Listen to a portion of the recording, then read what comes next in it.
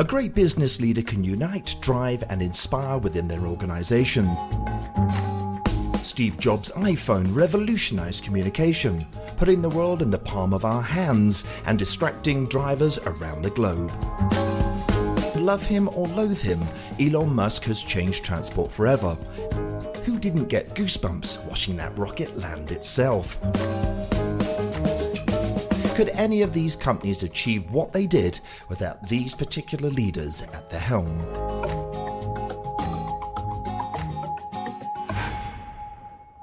Hi Heidi and hi Brent. Hello. Hello. So then, big question. Does one of you need to be the leader to make Org-ology work a little bit better? Is that what you see in the future?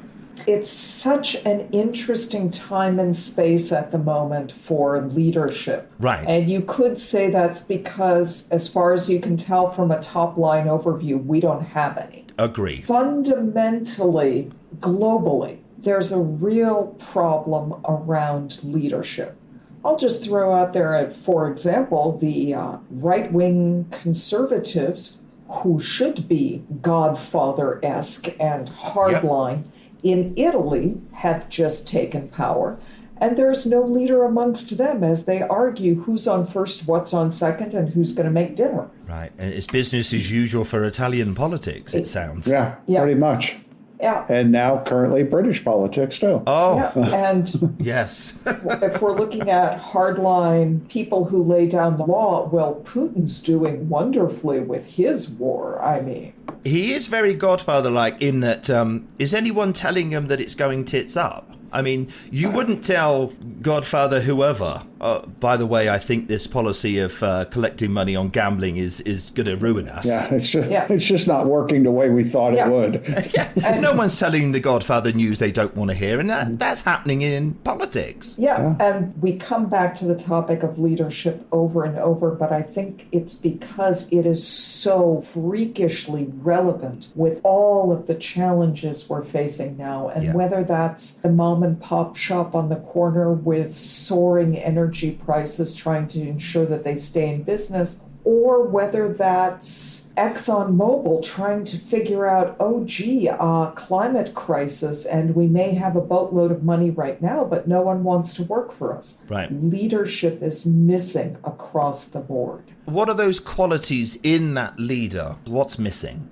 You could almost, if you wanted to go through, do a workshop where you put up headshots of your least favorite leaders. Let's put Putin on that list. Okay. And let's put perhaps Liz Truss on the list. Or a lettuce. Absolutely. You could put the lettuce or Liz. The lettuce outlived Liz. Yes. And we shouldn't just use political leaders. There are lots of corporate leaders that they're not leading, but things are still working around them. Right. So they believe that they are right. But you could just about make a laundry list off what you see as problems with Putin, since Putin is such an easy target. And that is, he refuses to learn. He rejects data that doesn't agree with his choices. Right. He is dogmatically fixed on a belief outcome, whether that is relevant in the current reality or not. Yep. He is threatening to his subordinates, and you can see all of those behaviors in a bad line manager at Target. Right. No, I totally agree. And one of the examples I think really sticks out, and you know, please forgive me for this sentence, but or this conversation, but you know, when 45 was doing the incompetent job that he was so good at, there was that moment when COVID happened, where he could have turned things around. You know, we got to remember Winston Churchill wasn't a popular politician. Or a particularly good one. Or a particularly good one. But what put him on the map was the way that he handled the Second World War. No small feat, you know. Had Herr Trump handled COVID like a statesman and coordinated a really top-notch response, he would have got voted in the next time, regardless of what had gone before. Yes. But he was incapable of that. Yes. It's not in his genes. Yeah. And you have just the opposite or near opposite of Zelensky, the Ukrainian leader, which a comedian. This challenge that has been put in front of him has elevated his leadership and how he works, because he was not a identifiable world leader. He was a comedian. No. Let's stick with and stand on the point. He was a comedian. Yes. Totally underestimated. Yes. One skill he brought that any leader needs to have is an ability to communicate, connect with your audience, read the room, and look for how your vision is connecting with your people. As a comedian, you might get a beer thrown at you if you're not connecting with. Right. In global financial markets, if you're not connecting with your audience, you tank the pound sterling. Yeah. I mean, what was the sign that Putin chose to ignore or just went over his head was the way that he refused to capitulate to Donald Trump's request to dig out dirt on Biden. The size of Ukraine, saying to America, no, we're not going to do that. Yeah. That should have been a warning to Putin. This guy's got some integrity. Yeah. All of the gaps that we are seeing are things that organizations should really be evaluating their leaders for. Right. And a couple podcasts ago, we talked about motivation. And frankly, if that cadre, if that group of your mid-level leaders are flabby, if they are out of sync, out of touch, if they lack the ability to, as we're highlighting the qualities of leadership, they lack the ability to communicate, they lack humility to be wrong when they are wrong. They lack the ability to both be receptive to their staff and hold their staff accountable. Right. That's where bad motivation comes from. So if you ask me, are we in a motivation crisis? Maybe. Are we in a leadership crisis? Definitely. Right.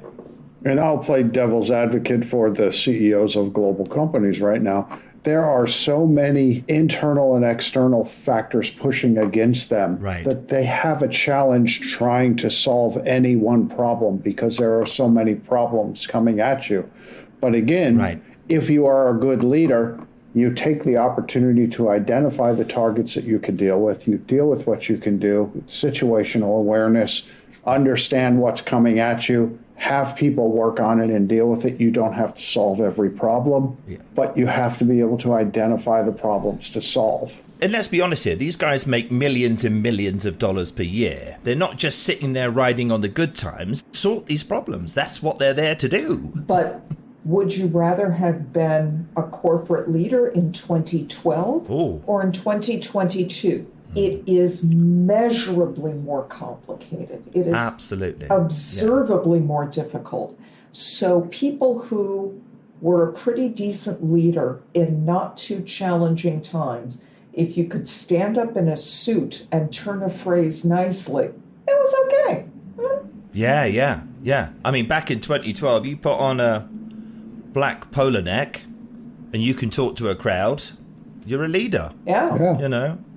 It's a lot more difficult now. Yeah. But the opportunities, I think, now, if it's a good leader, to realize the potential of what this means. I mean, a lot of jobs are coming back to the US. They want to consolidate and control the supply chain. I mean, those opportunities for the right leader are incredible. That's the reverse side of this crisis that you're absolutely right on. We've got crap leaders everywhere. That means if you're a decent leader, if you have those skills of humility, communications, accountability, lifelong learning, leading by example. If you have those skills, you can really make an impact and stand out because there's opportunity.